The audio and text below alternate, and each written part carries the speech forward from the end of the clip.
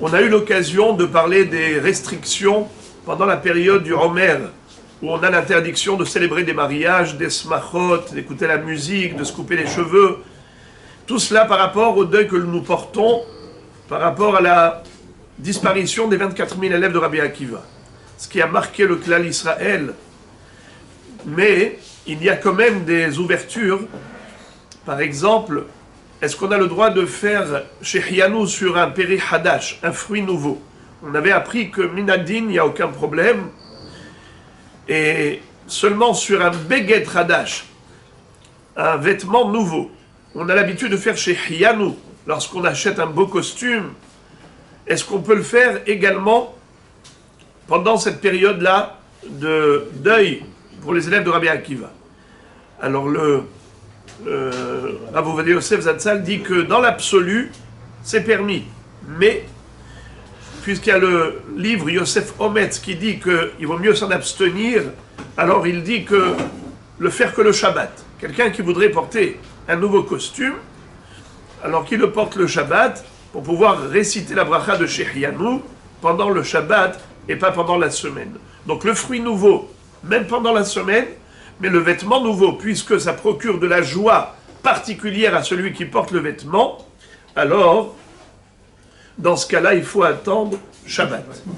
Concernant la fabrication de vêtements ou l'acquisition, c'est-à-dire quelqu'un qui va faire un costume ou une robe sur mesure, ou acheter des vêtements.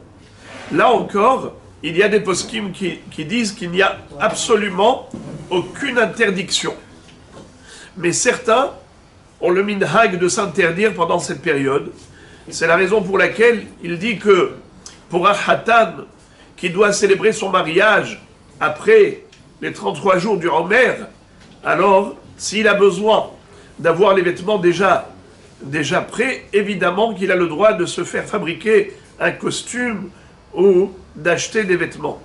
Donc ce qui veut dire, en d'autres termes, celui qui veut s'interdire, c'est très bien. Celui qui veut se permettre, il a sur qui s'appuyer.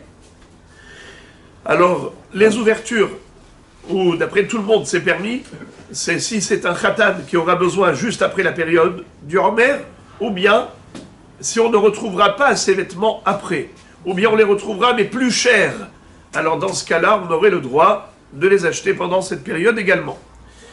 Hanoukat Habayit, quelqu'un qui a eu l'occasion de déménager pendant cette période et de rentrer dans une nouvelle maison, est-ce qu'il doit s'en abstenir en disant non, on va reporter à plus tard le déménagement? Il n'y a absolument aucune restriction. Je vous lis: Mi shenis damenlo leikanes ledira hadasha bime asfira mutarlo leikanes veladur betocha ve'ed lehakpid lithot knisato ad ahar l'agla Omer va filou bedira leshem arvaha, même si c'est juste pour un confort et pas pour une urgence de déménager, malgré tout il a le droit.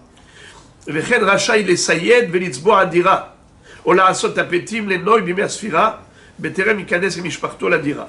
Il a le droit également de faire des travaux d'aménagement et même d'embellissement pour rentrer là-bas. Il peut faire même la Seouda de Chanoukat Habayit, de l'inauguration, Veyom Rusham Divrei Torah, Ve'alimud shel Chanoukat Habayit, she'azu Seoudat mitzvah. Chol sheken be'eretz Israël, she'im mitzvah mitzad atzma, plus forte raison, lorsqu'on s'installe dans une maison en Eretz Israël, c'est une mitzvah à part entière.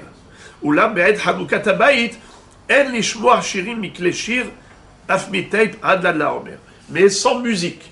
On pourra chanter oralement, verbalement, mais sans musique. Ce sera juste du vocal, sans instruments musicaux.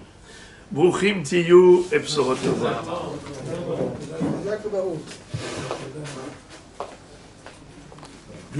Le titre